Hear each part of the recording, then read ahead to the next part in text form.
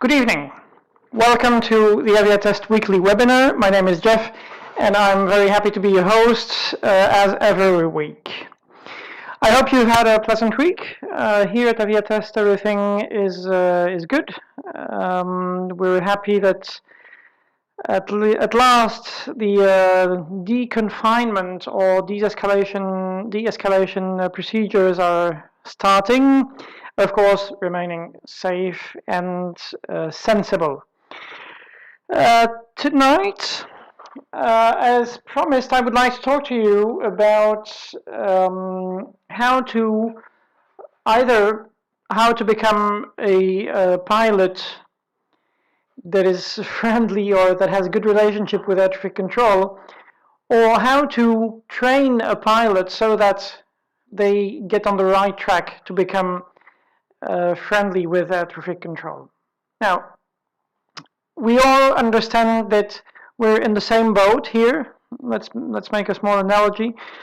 And as I like to say very often, we are of course almost colleagues already. We work together, and we're actually working towards the same goal, and that goal being to make the airspace safe. All right, so I hope everybody is comfortable and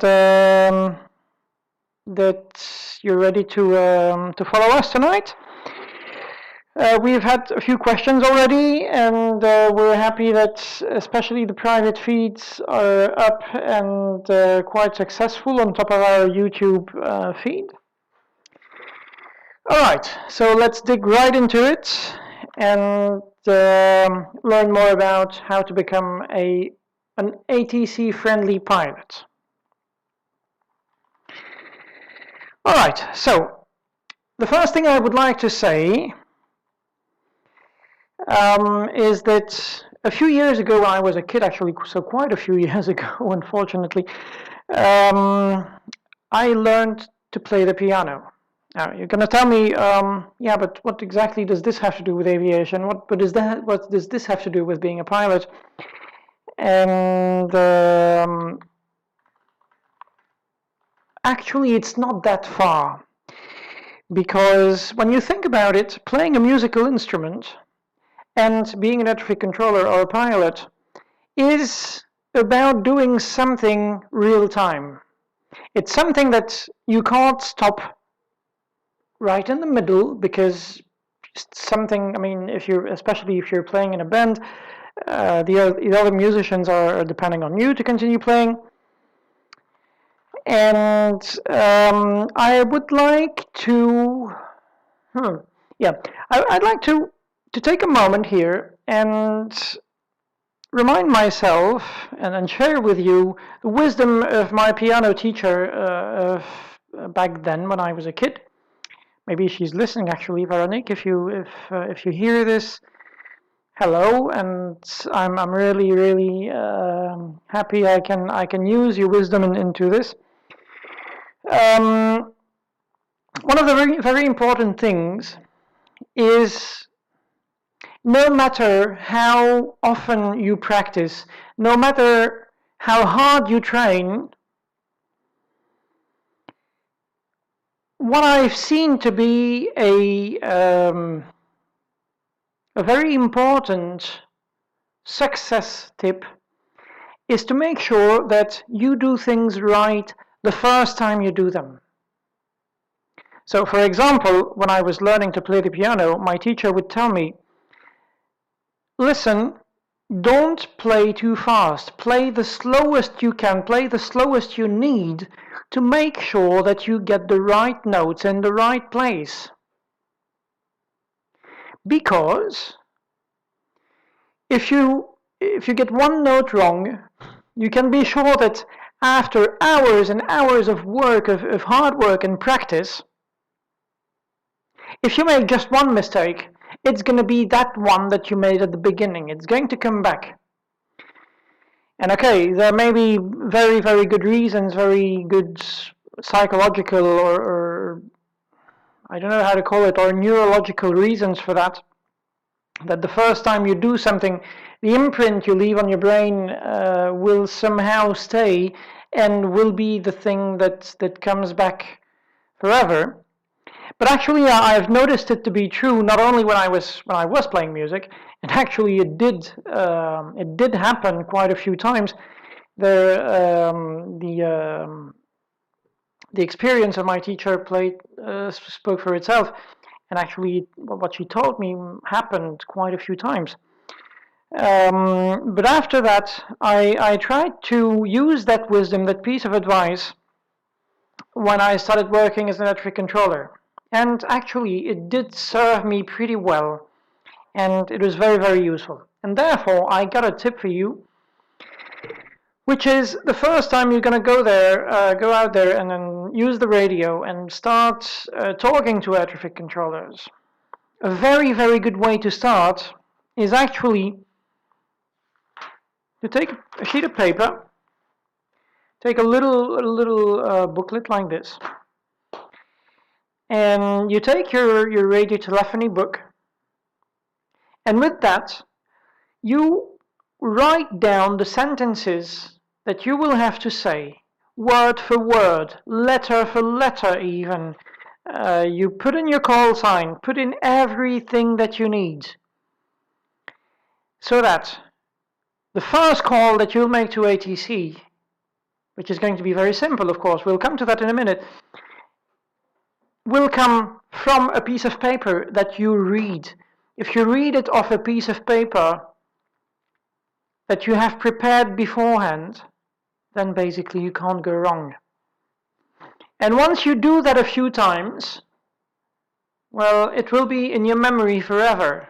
And even if you stop flying for a while afterwards, because, okay, that flight training depends on the weather, so sometimes you do have to wait, not only because of sanitary crisis, because I've heard that sometimes it also comes in the way, but sometimes weather can also be a very, very bad friend and play very bad tricks on you.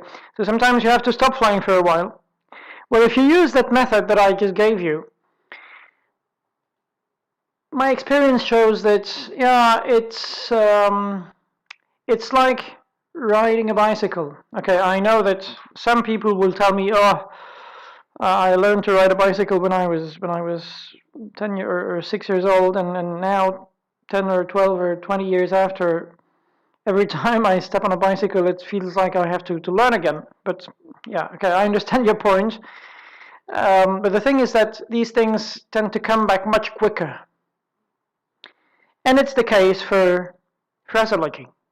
If you have learned it the right way, if you practiced it the right way, then when it needs to come back, it comes back much quicker. So, write down what you have to say.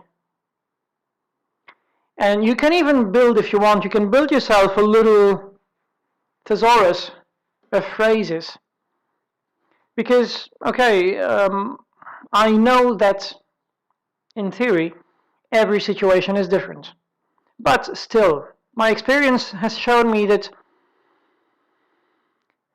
a great deal of communications stay the same, and most of the time you'll be using the same structure of messages, the same sequence of messages will repeat.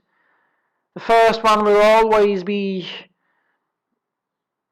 whatever ground, Oscar, Alpha, Bravo, Charlie, good morning. Most of the time you will always be saying that. That's pretty much okay. And you'll see that little by little you will learn things very quickly, and it's going to be very, very efficient actually. Alright. Another tip I have for you to stay in the good love of air traffic controllers. It's something that people tend not to realize, because once you're in flight and you need to explain something, you want to be as precise as possible. Alright, that's perfectly understandable, and that's certainly a very, very good intention. Alright. This being said, try to avoid long explanations, long messages. Before you actually key the push to talk, try to take a few seconds, build the message in your head so that it stays the shortest, the most concise, the most efficient. You don't need to draw out a long explanation of why you request a new altitude, for example. Imagine you're flying at 3,000 feet.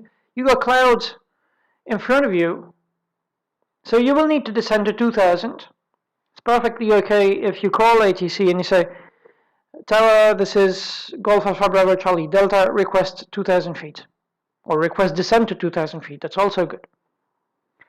If you absolutely want to say that there are clouds and that you're VFR and that you need to stay VMC, you can also just say request descent to 2,000 feet due clouds.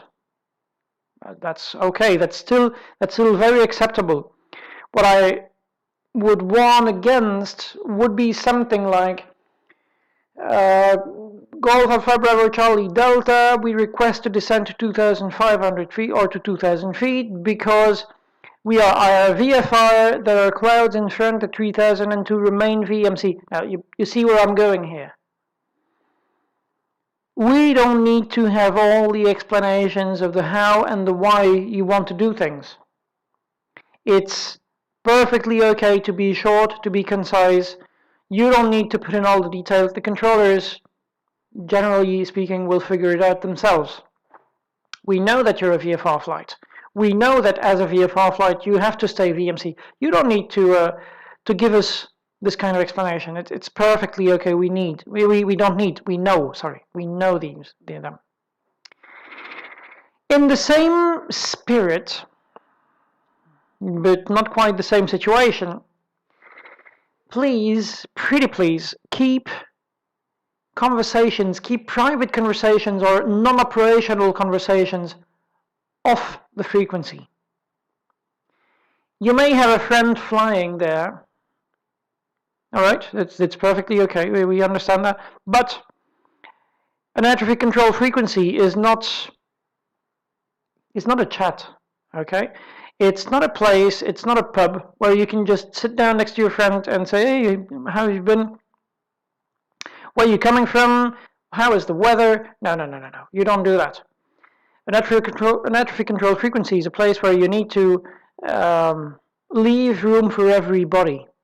Because imagine now that you're flying, you're not saying anything, and two other pilots are actually chatting it up. And at some point, you need to say something. You need the frequency to announce something to air traffic control because, for example, ATC like told you report downwind, and you just entered downwind, so you want to report it. Well, you can easily picture it yourself. How would it feel if at that time, if at that moment, two other pilots were actually talking about completely unrelated business, and yeah, that's quite unpleasant and quite selfish, isn't it? So don't do it yourself, and hopefully other people won't do it to you either. And just because other people do it doesn't mean that you're allowed to, or that you should. Also, keeping in the same train of thought actually, what's very important is to avoid interrupting other people, stepping on other pilots or on other controllers' transmissions. You understand that if you're talking and somebody tries to talk at the same time, then most probably the communications will be broken. Or even in another way of thinking, if the controller just gave you a clearance, you have to read it back, don't you? Well, yeah. So it means that if at that moment somebody else calls and starts talking, well, it means that your communication will not take place because you have to wait for somebody else to finish before. And that can also be quite unpleasant, actually. So, before you start transmitting, make sure that you're not interrupting somebody. Make sure that the frequency is silent. But also make sure that you're not going to interrupt a dialogue. That you're not going to interrupt an exchange between the controller and a pilot that are in the process of negotiating a clearance readback thing. All right? Okay. Another thing that I would tell you that makes things quite comfortable for everybody is to harmonize your sequence, harmonize your structures of messages. And certainly when you pass an initial message, when you're going to say the first hello to air traffic control, just say that. What do you think happens when you call the tower for the first time? Okay, imagine you're on the ground, you just started up the engine, and you're about to call the tower. What's going to happen? While you call, the first thing that the controller will do is look on their computer screen, or look in their paper strips, or in their teletypewriter printed papers, whether they have a flight plan for you or not. And if they don't, they're going to have to create one, or at least something that's tantamount to it, something that's similar to it. Some places call it APL for abbreviated flight plan. There are different ways to call it, but that's the first thing that the controller will do. And as such, he or she should have time to do that. So if you call the controller saying something like, Sutton Ground, good morning, Oscar Golf Alpha Bravo Charlie Delta at apron Alpha 6, request taxi for a VFR flight from Sutton to Bournemouth, leaving the control zone via Whiskey 2, requesting 1,500 feet. That's way too long. The controller will be lost immediately, because once you say a call sign, the controller is already searching on the screen and in the papers. Everything that you say on top, well, it's not going to be lost completely, but it is going to, to be partly lost. So what's going to happen just after that is that the controller will say something like, Golf Alpha Bravo Charlie Delta from Sutton Ground. Go. Say again, sir. Or say again all after good morning. So basically, that's going to be time lost for everybody. The best solution when you place an initial call or a cold call. So basically, cold call is an unsolicited call. When you call someone and they're not expecting you to. When you say hi for the first time, for example. Well, just say your call sign. So the call sign of whom you're calling, who you are, and you can add a little greeting, a little nicety, like hello, good morning, not even how are you, but good morning, good day, good evening. All right.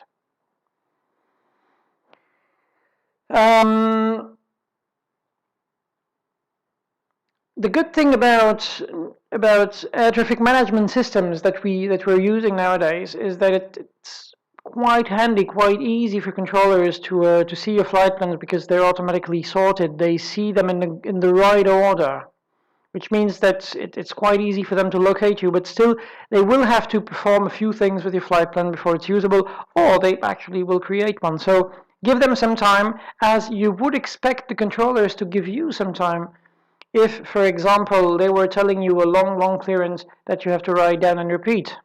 All right? Now, A very, very important part of flying VFR is to report landmarks, geographical features around the aerodrome. So wherever you fly, especially at your home airport, of course, but it can also be the case if you're flying to a place you don't exactly know. Try to remember the routes through which you should leave or enter the control zone, if there are any. Know which visual reporting points are involved, and if possible, try to know what they look like. Actually, with the technology we have today, it's not that difficult. You can very well, I imagine, take a look at Google Maps. And try to look from the satellite what things look like actually. All right, so that's just simple things that you can do beforehand, and that will help you quite a lot once you're in flight. And when you master these things, air traffic controllers will tend to trust you quicker, because they say, oh, this guy or this girl is no well, they know what they're doing. They're doing something good, and that's, for air traffic controllers, a very good sign. A sign that, okay, we can trust that person and say, okay,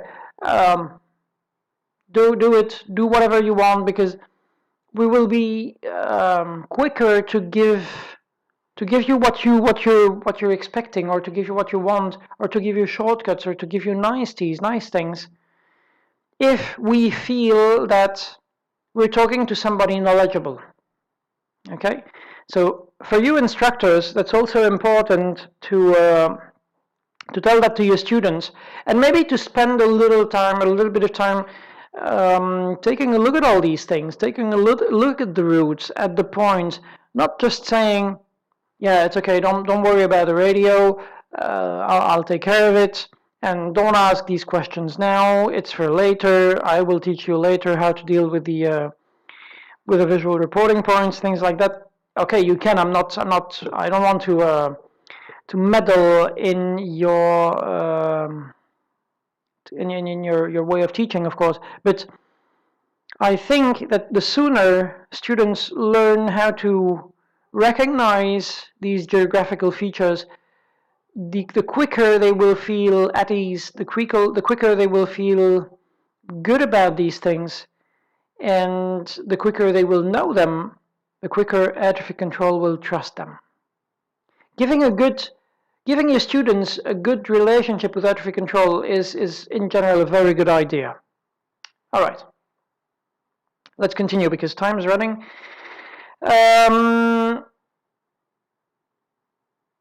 I know that you probably think, well, I'm going to tell you now, you're going to say, yeah, and maybe you shouldn't be the one saying that, because I know that I'm particularly a sinner concerning that, but I would recommend you to talk not too fast. I know it's difficult, and especially when there's a lot of traffic on the frequency.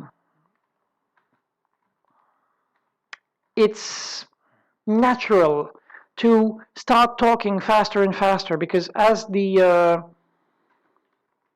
how shall I say, as the workload, as the frequency load actually increases, everybody is getting a little bit more stressed, and they want to also be more efficient in the way they talk, to say things quicker. It usually doesn't work. It's very counterproductive, because if you talk too fast, you're going to make the controller's job much harder. They will probably have to ask for clarification at some point, because sometimes they will not be able to understand you because you talk too fast. Also think about the other pilot. There may be other students that may need to hear transmission for separation. They may need to hear what you're doing.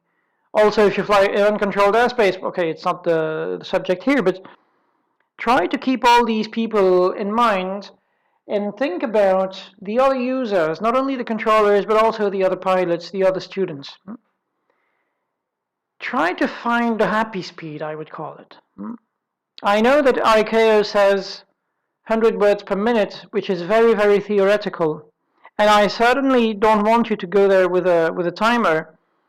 Count your words, and then if you see that after 55 seconds you've only put out 65 words, increase like crazy to finish your 35 extra words in the 5 seconds left. No, that's certainly not the case. Pick a speed that's comprehensible by everybody and stick to it. Try to keep the same speed of delivery.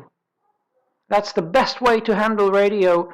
It's to stay as constant as possible, both in terms of volume, how loud you're speaking, but also how fast you're speaking. Now, another thing that's very important, try to keep it as professional as possible. Even though you're a student or a private pilot, you're talking to professionals. Air traffic controllers are not there as a hobby, okay? They are weathered professionals, and try to up your game, try to make sure that you're level with them. It's not that difficult, and try to avoid, I came across a few things the past week that were quite funny, to be honest, that apparently in some countries in the world, the United States, didn't want to say, but okay. Yeah. In the United States, people have a funny tendency to use non-standard phraseology. Like, for example, I'm going to give you these.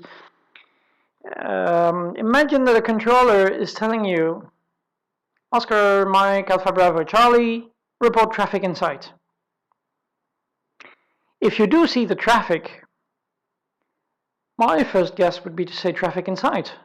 So, Oscar Mike Alpha Bravo Charlie, traffic in sight. Well, I have heard that in some places you hear very, very exotic things like, we got him on the fish finder, which is quite interesting. But do that on an international flight in Germany, or I don't know, if you go flying in Croatia or something like that. I have big doubts that the controllers will actually understand you. Same goes if you want to say, no, you don't have the traffic in sight. The Americans tend to say a lot of no joy. Report traffic in sight, no joy. Yeah, well, that's very, very funny, and that may sound like this superior knowledge, but actually doesn't at all. It makes you sound completely unprofessional. Because ICAO is very clear, EASA is very clear. There are standard ways of expressing yourselves on the radio, and by using them, you make sure that you're understood immediately, without a single doubt, that nobody will ever ask you to say again most of the time, except for other, there may be other problems, but not because you use standard phraseology. And something like, we've got them on the fish finder, which is like complete nonsense, should be avoided at all costs. Okay? Now, there are some times, and I completely agree, that there are some times that you will need to revert to plain language because phraseology doesn't cover everything. But if there is something in the phraseology book that fits what you want to say to the controller, by all means, only use that. Okay? If you do that, you will sound like the most professional. You will even sound more professional than some of the professionals, actually, because some professional pilots are also a little bit sloppy in the way they communicate. But if you stick to phraseology, you will make controllers very happy. And believe me, that's again a way to be trusted and a way to be given what you want.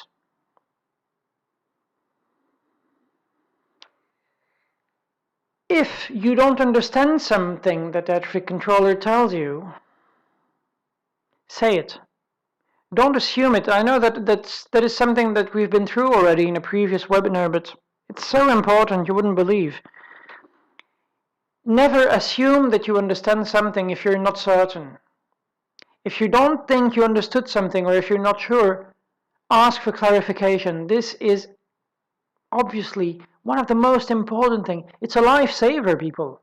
That's how people who think they understood something, it did happen to me quite a few times as a controller. The most notable time was I had somebody at the holding point, okay? So somebody's waiting to depart, and I have a maintenance truck on the runway. There are electricians on the runway who are repairing a runway light.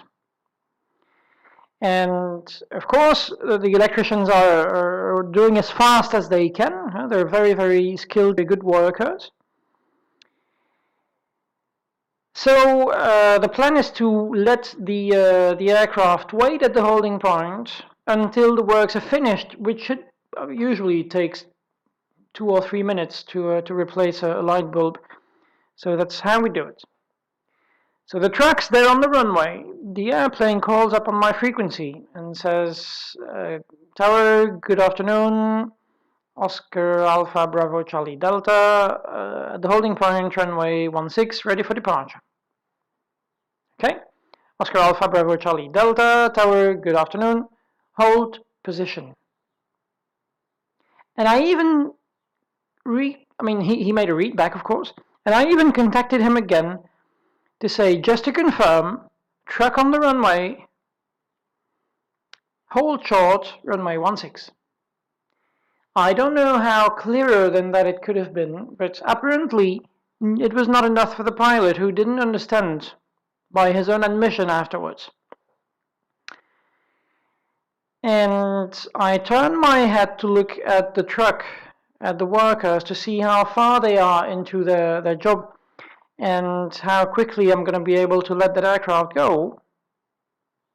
And I see the two electricians walking back to their vehicle. I turn my head back towards the holding point, and there's no airplane there. The airplane is on the runway, rolling for departure.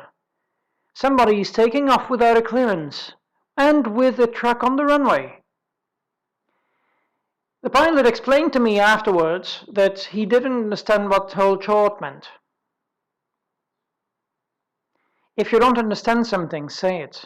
It's very important, because if you just make a correct readback, for the controller it will mean, okay, alright, so that person understood what I meant, and is most probably going to do it.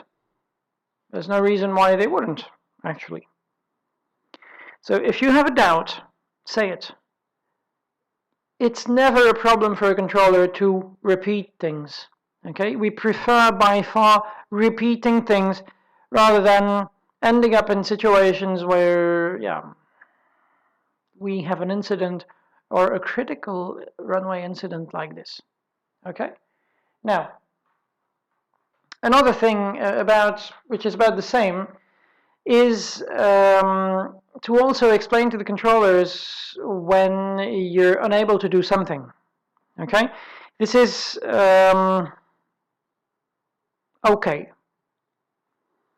Controllers sometimes may not know in detail the performance of your aircraft, for example. If it's the first time that such an aircraft is coming to the airport, well, sometimes the controller won't know exactly at what speed you're able to fly. So, for example, the controller may very well tell you, Oscar Mike Alpha Bravo Charlie, reduce to 100 knots. Well, if you can't, because your minimum speed is 120, then you absolutely have to say something. Don't say, Roger, reducing to 100, and then not do it.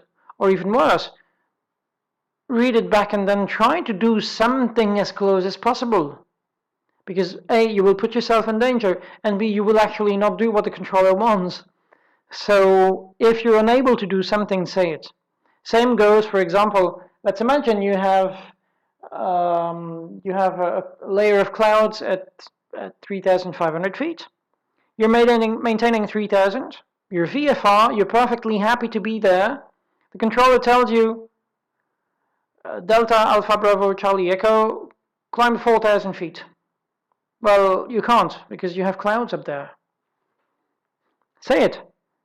Don't try to climb because don't go into IMC just because we told you to, and don't try to climb and then reach 3,500 and then say, well, yeah, actually, excuse me, sir, but no can do. We're entering the clouds, and now what do we do? Because you put us in quite an uncomfortable situation, or even worse, say, yeah, I'm climbing to 4,000 and then not do it, right? You see what I mean there? If you can't do something that the controller told you to do, it's perfectly okay. It's part of the controller's job to have a backup plan, to have a plan B. So if you tell the controller at that point, I'm unable to reduce that speed because I'm already doing the minimum. I'm unable to climb because I'm VFR and there's a layer of cloud just above me. It's okay. Controller has a backup plan. It's his job to do it. So it's perfectly okay. As a matter of fact, somebody once flying with me in my sector actually made a go around. No, sorry, it was the contrary. I instructed the pilot to go around because there was traffic on the runway. So it is actually quite critical. And the pilot came back to me saying, like, no, negative. I'm not going around. We're landing. We see the traffic on the runway. We're not going around. We land. Okay, turned out that there were issues afterwards. We still had to file a report because it's a critical runway incident. But there was an explanation for it. And the most important thing was that the pilots said, we're not going around, we land. So at least I knew what to expect. I could tell the other guy on the runway, expedite vacating, traffic short behind is coming up. You know? So it's okay. Right. I hope you will take all these tricks to go home with you. These are small things. And now I would like to talk to the flight instructors. And I know that you're trying to do the most decent job possible, and it's not always easy to work with students, especially when they start communicating, because as an instructor, you want them to be good, of course, and you don't want to disturb the air traffic controllers by putting somebody on the radio that doesn't master it all too well. It's okay. You know, when we start as air traffic controllers, we also don't master the radio all too well. We're also just coming from a theory course and a simulator course, and all we have is very theoretical knowledge. Pretty much the same as your student. So if you put somebody on the radio who's not tip-top, not the best, it's okay. Maybe call the tower by phone beforehand just to tell them, okay, look, my student's going to try the radio and it's his first time, so, you know, maybe there will be a few oddities. And maybe the controller will tell you, or maybe not now, because we expect a lot of traffic, or the radar is broken, working conditions are not good, so not now. But 99% of the time, the controller will say, "Okay, it's fine. Thanks for the warning," and it's normal. The learning curve is pretty steep. We know it. We've been there. We've done that. All right. We also learn to use the radio from scratch, basically. Another thing that I would like to say to you instructors is, I know that during the lessons, that flight information service is not always ideal to call because I mean, it means that you have to pay attention to frequency, etc., etc. And I can understand if you don't contact flight information while you're on an instruction flight. But what I would like you to start doing at least is that prior to releasing students on solo flights, especially the navigation solos, but the cross-country solos, but maybe also it's worth to mention before even the circuit solos. Go out of the CTR, train them to talk to flight information service, show them how good it is to do it, how useful it can be. It can also be okay to call beforehand, or maybe before you let your student call flight information service, call yourself just after you've left controlled airspace, and just talk it over with the controller. If traffic is pretty calm, for example, you could very well say, hello sir, I'm the flight instructor. If you don't mind, my student would like, I'm going to let my student try the frequency, and I would like him or her to practice this, to request this or that from you. That's something that most controllers will be happy to say yes to, because you have to realize as instructors that for us, for controllers, having suitably trained pilots is critical for our operations.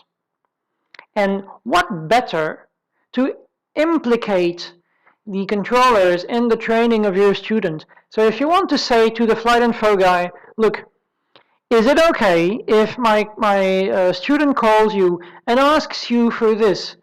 We'll simulate a diversion, and my student is not prepared, and he will ask you for information where to find an aerodrome, for example. Why not do that? The controllers, I suspect, may be quite happy to do it for you, because as a controller, I would say, yeah, well, that's fine, because I will help in the training of that student, and a little bit of his training will have been provided by me.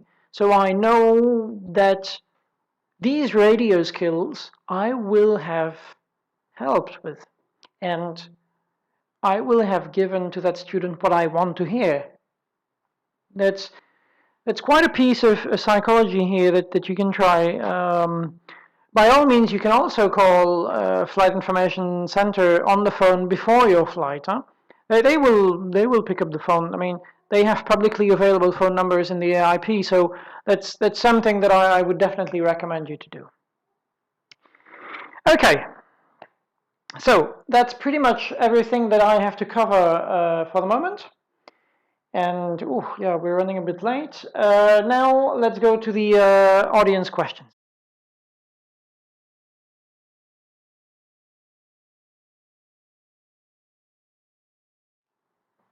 Okay, welcome back. And we don't have a lot of time, so we'll have to limit it to 2 questions. So the question from Mark was, should I learn at a controlled or at an uncontrolled aerodrome? I'm sorry, there may have been a small interruption in the video feed. Well, Mark, this is a big question, and you will find as many answers as there are controllers or pilots advising you. I can't tell you that one is better than the other.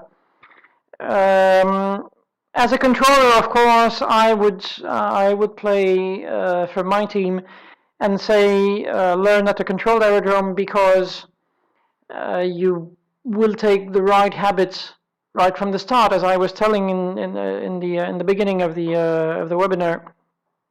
What you do at the beginning will stay with you forever. But okay, there are very, very good schools flying at uncontrolled aerodromes as well, and who will teach you how to be a proficient user of air traffic control services. Let's put it that way. So there's really not a lot of, I mean, there's not a definitive answer to this. There are pros and cons in both. Although personally I would favor learning at a controlled aerodrome, but it depends much more on your trainer than on the environment. That's what I have to say. And the choice of school will probably influence the quality of your training much more than the aerodrome on which you're doing it. Okay, and I'm quite blunt in the delivery because I know that you can basically see everything and its contrary everywhere. So maybe instead of focusing on the aerodrome, take reviews from other people of what you've heard about the schools, etc., etc. That may be the right way to go. Okay. Now I have another question here. Yeah, we're already 1 minute late, but it's okay. I'll take it anyway. This question comes from France, from Narbonne. Michel writes as this. Hello, I have been flying long distances on light airplanes, and I always found it stressful to change frequencies between different air traffic control units. Can you give me a solution to make the frequency transferred easier and smoother? Okay, Michelle, I understand, and it's true that it can be stressful because basically you're asking, you're just relying on one controller to tell you once contact this unit at this frequency. And okay, I understand that you want to understand it the first time. It's perfectly okay. Now, you have to be careful about this, of course, because again, I'm going to give you a piece of advice, but don't take everything for granted, of course. What I found personally useful to do was to write up a list of frequencies that I know I will have to contact during the flight. And that would work, for example, if you're using a flight planning software. Usually you would have that produced for you by the software, but still I would retranscribe it on a separate piece of paper so that I would have a chronological list of all the frequencies that I will have to go through. But this being said, be careful about this because having something on a paper can be extremely suggestive. And it could very well be that the controller gives you another frequency than the ones you have on your knee pad. And because you have them written down, you will use the ones you have subconsciously almost. So just be aware of what you're doing there, but personally, I found it to be useful to do it like that. Okay. I'm sorry for my bend on your ears. I know that it's a little bit late, a little bit later than usual. Thank you everybody for watching. We've had a question about our little mascot Bobby that appeared quite in a few episodes before, and we just received very good news. For those who don't know, we're fostering dogs here. And we just received the brilliant news that our little Bobby was adopted. He found his forever home. We're delighted about it.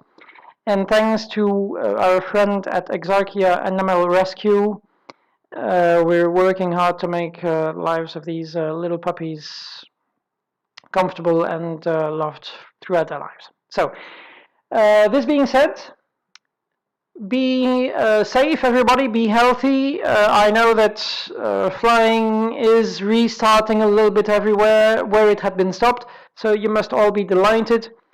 My name is Jeff. I was happy to welcome you again on this webinar.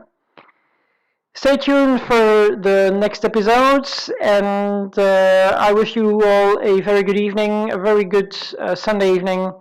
Take care, my friends, and have a good evening. Bye-bye.